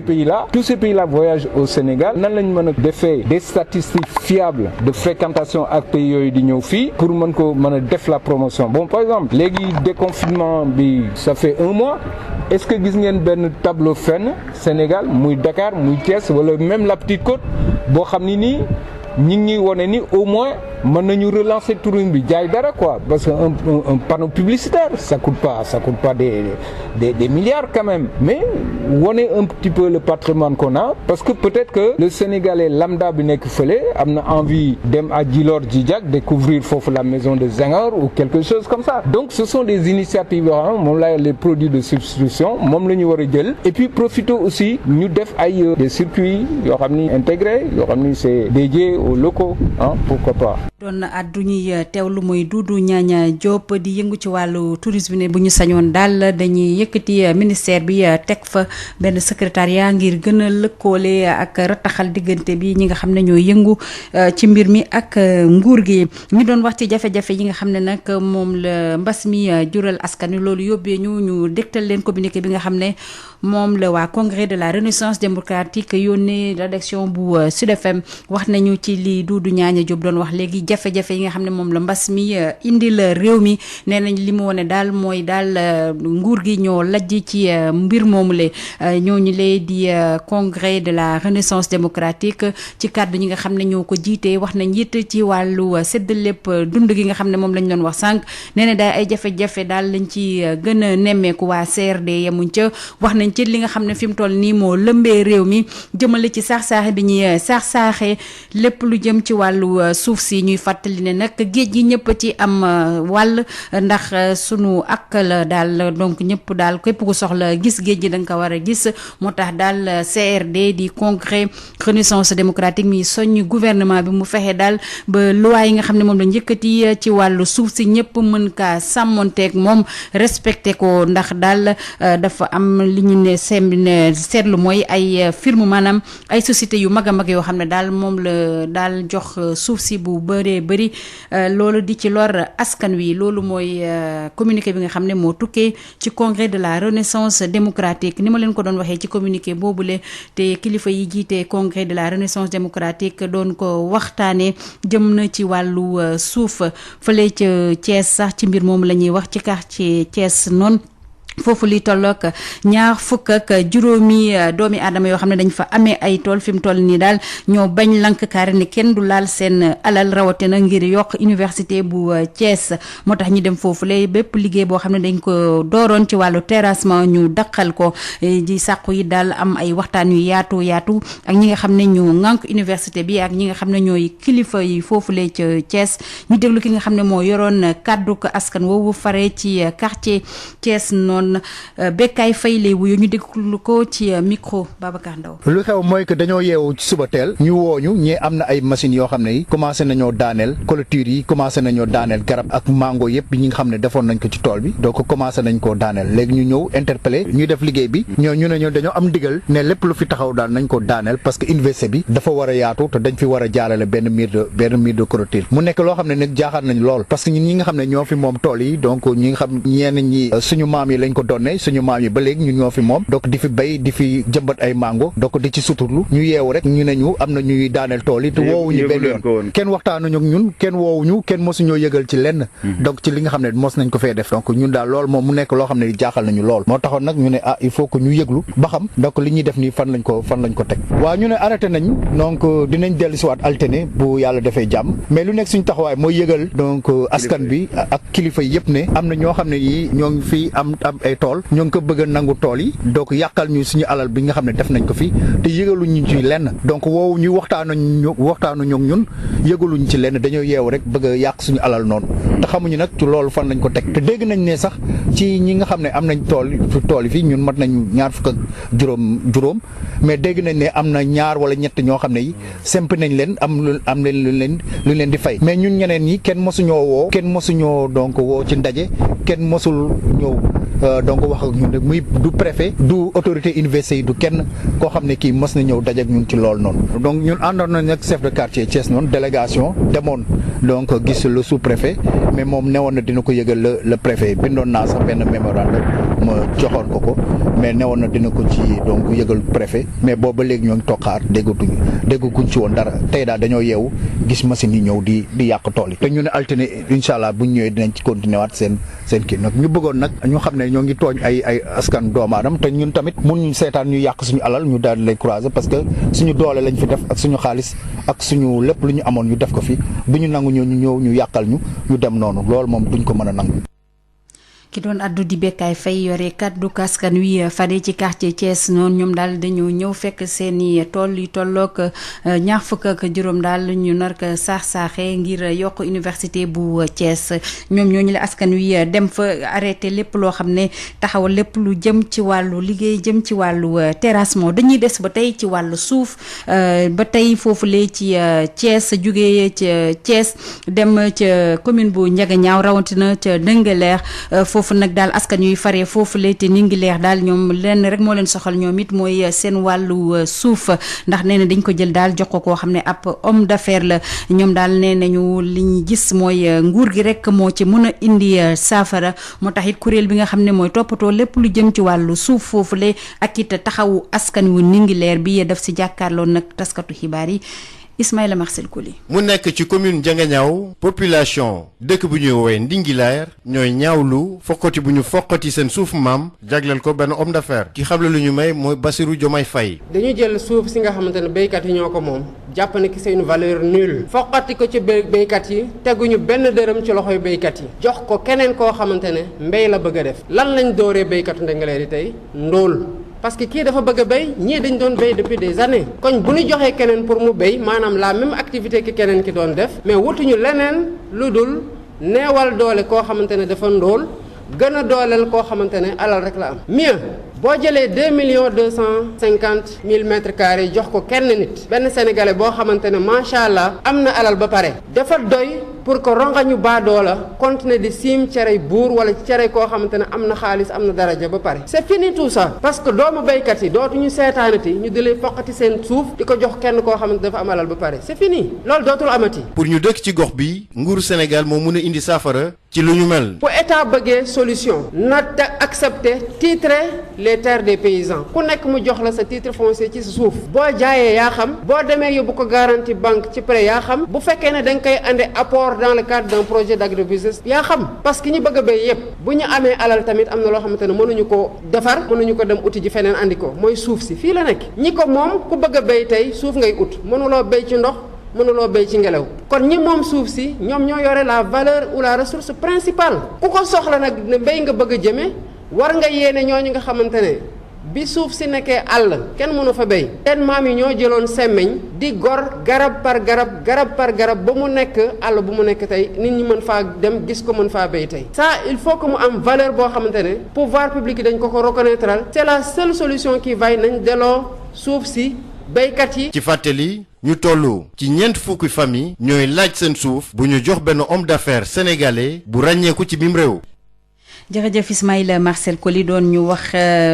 jàkkaarloog taskatu xibaar yi nga xam ne askan wi faree ci Ndingler doon amal jëmale ci seen wàllu suuf beneen coow la ñuy jeexalee pàcc bu njëkk bi xibaar yi jëm ci coow bi am ci diggante Bocar Samba Dièye ak waa CBAO tax kuréel bi nga xam ne moo yore lépp lu jëm ci wàllu jokkoo ci Alliance pour la citoyenneté et le travail te kii di fi woon premier ministre di Abdoul Mbaye jiite ko jàkkaarloog seeg taskatu xibaar yi Aïssatou Gueye Ba. contentieux la jëm ci dossier boobu ñuy woowee Bocar Samba Dièye banque CBAO mu waroon am nag tey ji ab weccante xalaat waaye kii di Bocar Samba Dièye ak ay awakaawam teewuñu fa loolee nag taxul ñi di cellule de communication daal di artu ci boobule dossier ndax kii di président ACT tudd nañ ko ci mbir moomee liñ ci mujj tënk nag di manipulation politique Yaay Fatou Sarr membre bu cellule de communication. ñu gis ni que dafa am ay nit yoo xamante ni dañu nekk ci ginnaaw di utiliser turam ak di utiliser problème bi nga xamante ni jafe-jafe bi nga xamante ni moom la am ak CBAO pour am ci tur wala pour xeex ci président Abdoul Mbaye nit yooyu nag mi ngi doon ay nit yoo xamante ni ñi ngi certes ci état bi parce que fii xam nañ politique moom boo xasee ba nekk ci opposition ni muy demee ñëpp xam nañ ko mu bokk ci ay nit yoo xamante ne dañoo nekk ci opposition bi ci boppam nag problème bu banque boobu dañ ciy lim ki nga xamante ne moom mooy Abdoul Mbaye nekk ancien premier ministre nekk tey président Alliance pour la citoyenneté et le travail dafa fekk ni nekkatul directeur général banque boobu noonu depuis bu yàgg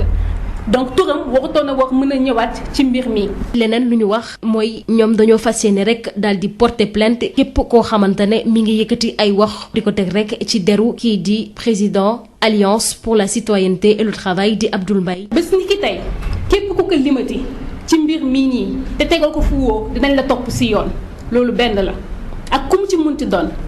mbir mi nii ñuy wax affaire Bocar Samba Dièye CBAO parce que nag du affaire Abdoul Mbaye Bocar Samba Dièye affaire Bocar Samba Dièye CBAO la dañ ko yóbbu woon ci yoon moom Bocar Samba Dièye da kaa yóbbu woon ci yoon bi mu ko yóbbuwee ci yoon justice bi tranché mu am li ñuy wax décision de justice te ci biir décision de justice boobu noonu lépp a ngi si mu leen dayee noonu bu dee dañoo yaakaar dëggantaan njaay ni que Abdoul takk na ci lii wala ci lee waaw nañu yóbbu Abdoul Mbaye si yoon. di fàttali cellule de communication bu Alliance pour la citoyenneté et le travail bëggoon nañ rek tàmbali ab waxtaan seen biir ñaar fukki fan ak juróom-ñaar weeru juin bi ñu génn ngir rek ku nekk andi sa kàddu ci boobule dossier waaye mujjeewul artu. jërëjëf Aïssatou Gueye Ba fukki simili ak juróom ñett moo toftalu ci juróom-ñetti waxtu ci suba jot na nag ñu dalal soxna Josette Kali mu ñëw fàttali ñu li gën a fës ci wàllu ay xibaar. dal leen jàmm ci jotaay bi fësal xibaar yi gënoon a am solo benn ci ayu bés fii ci Sud FM dañu koy dooree ak génnub àdduna Bamba Ndiaye mi fi nekkoon journaliste nekk it islamologue nekkoon na fi jëwriñ gi ñu dénk wàllum affaire religieuse poste boo xamante ni ci ñaareelu mandaaw président Abdoulaye Wade la ko occupé daanaka lu ko dalee 2007 ba jàpp 2012. ci ndorteelu benn ci ayu bés bi njiitum réew mi yëkkati na bépp restriction dakkal na état d'urgence bi ak couvre-feu bi waaye li ci mënti am njiitum réew mi mu ngi sàkku nit ñi gën a wàcc woo ak geste barrière yi ngir mën a xeex mbas mi Amadou Moustapha Dieng. teggi nañu bés ñi ki tey couvre-feu bi ak état d'urgence bi président Macky Sall moo ko xamle ci mu doon amal waxtaan ak askan wi. J'ai décidé de lever l'état d'urgence. jël na ndogal teggi couvre-feu bi ak état d'urgence bi dale ko ëllëg ci guddi. 30 juin 2020 à 23 heures. waaye muy gaawantu di njàmbaas ne ay la yéwén feebar bi moom jógewu fii moo tax dañoo gën a war a mun a moytu. la lutte contre la pandémie. waaye ma leen di yëgal ni feebar bi moom ay la yéwén ba léegi ñu ngi fii te ñu ngi xam ne daañu dund ak moom ay weer ci kanam. durant les mois à venir. président Macky Sall dem sax bay fàttali askan wi ni ñu war a doxalee ngir sàmm seen bopp ba moytu jàngoro bi. il nous faut par conséquent redoubler d'efforts dans les attitudes qui empêchent kon bokk loolu tax fu mu nekk nii dañoo gën a taxaw daal di xeex ak moom di ko jaaree ci raxas suñuy loxo moytante ak dandan ak di takk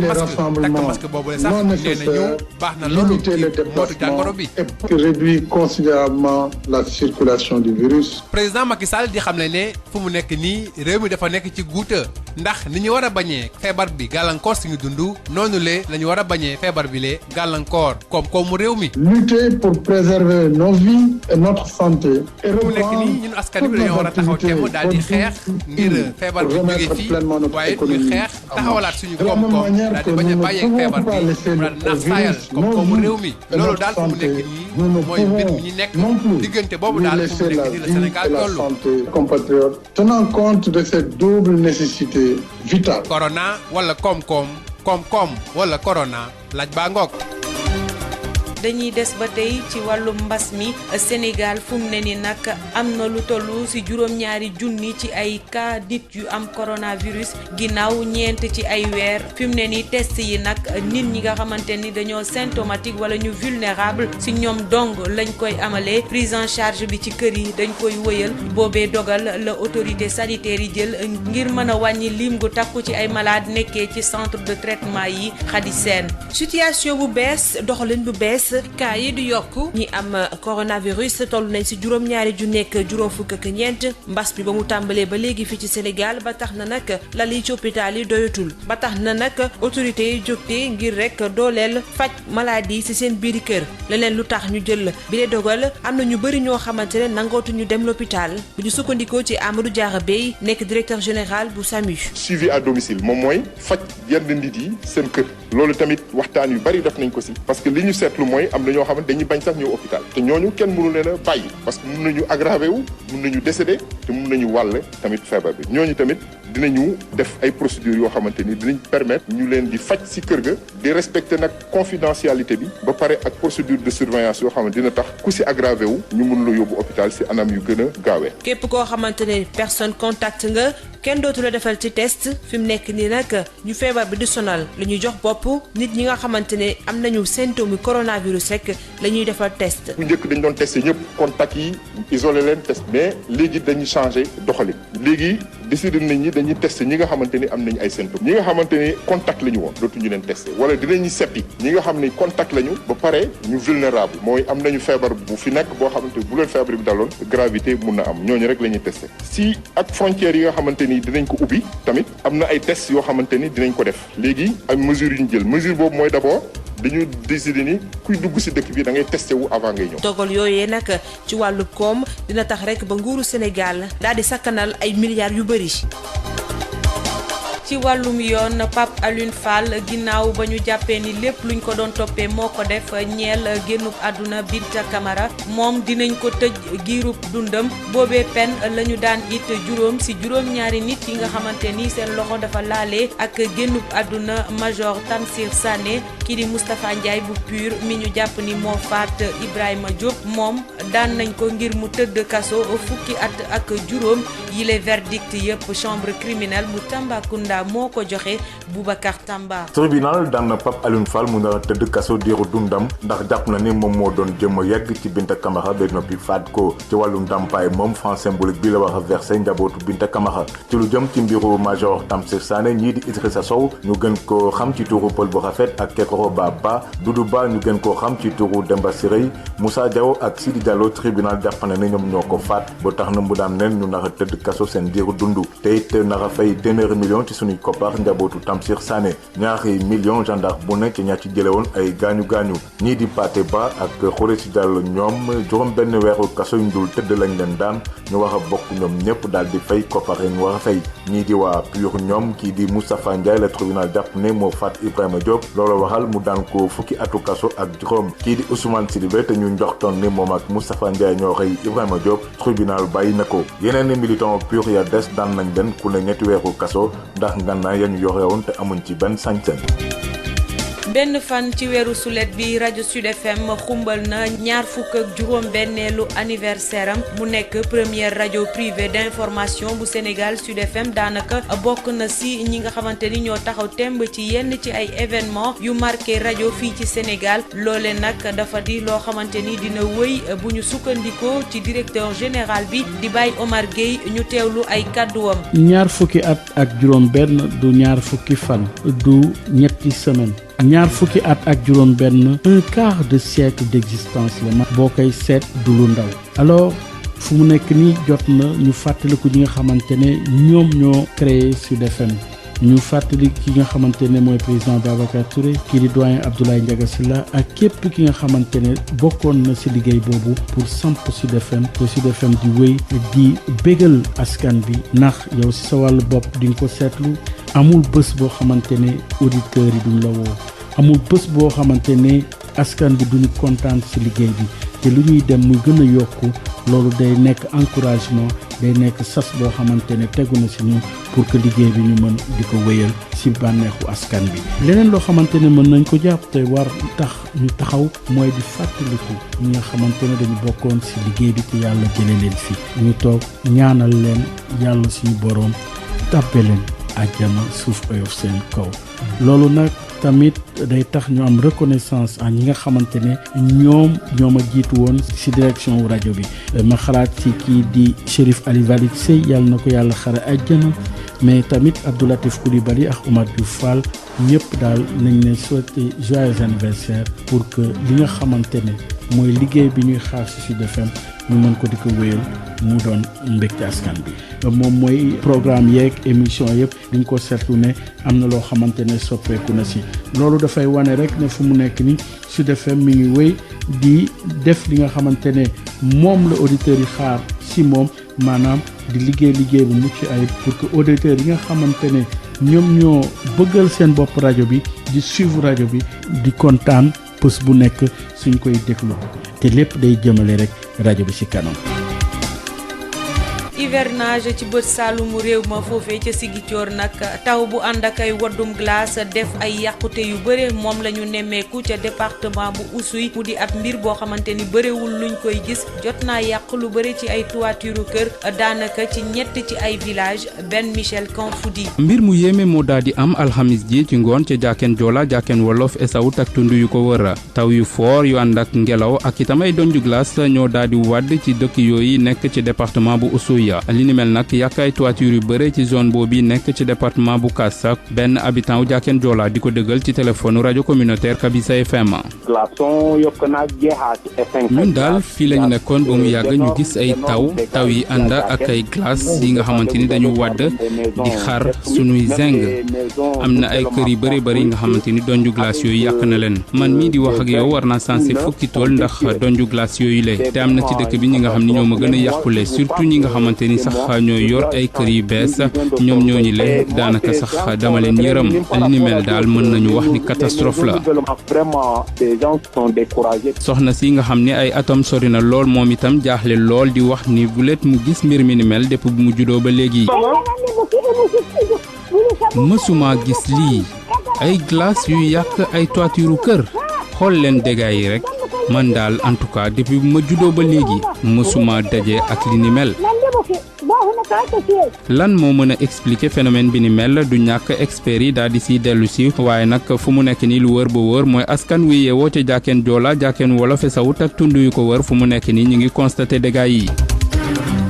ci wàllum tàggat yaram la ñuy tàbbi ñu naroon ko amal nag ci 2021 bi Coupe d'Afrique des Nations bi pousse nañ ko ba janvier 2022 CAF moo xam le ni bile compétition mënta am ndax mbas mi nga xamante ni mu ngi fii ba léegi mu di ab dogal boo xamante ni bu yenn maanaa la bu ñu sukkandikoo ci Augustin Senghor du président bu fédération sénégalaise de football nekk it ku bokk ci conseil exécutif bu CAF ñu teewlu ko. décision boobu ñu jël mooy décision bi war a dal xel ñëpp parce que gis nañu ne jàngoroy coronavirus bi génnagul ci Afrique ci yenn dëkk yi sax mu ngi gën a law donc buñ ci yokkee ne roplaan yi dara jugatul donc dëkk yëpp tëj seen ay frontières même frontières yi nga xam ne par yoon lañ fay demee doon na jafe ñu mun jouer li nga xam ne mooy éliminatoire li ci des may fàttali rek ne li des moo ëpp li ñu doot a jouer parce que ñaari ay bés rek la ñu jouer donc te mënatuñ ko jouer ci li des ci maanaam date FIFA yi am na beneen sax argument boo xam ne mooy Cameroun dañu bëgg a organiser kan yi nga xam ne mooy yi gën a yees ci organisation ci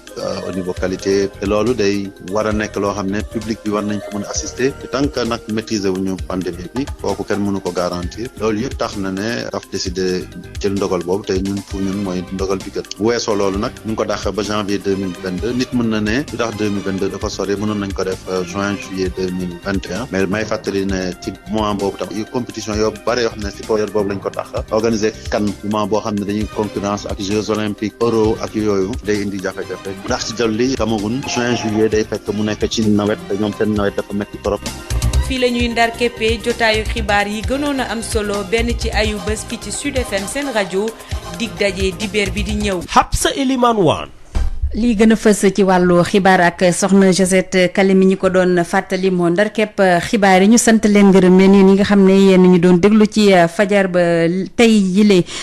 ñu sant yi tasan cuun bi ñu ci àndaloon ci kanam bu 9h jotee ak jàmm soxna Aji Fatou Bari dina fi teew ngir dégtal leen xibaar yi ci ni mu gën a gàtte ñu yendoog jàmm.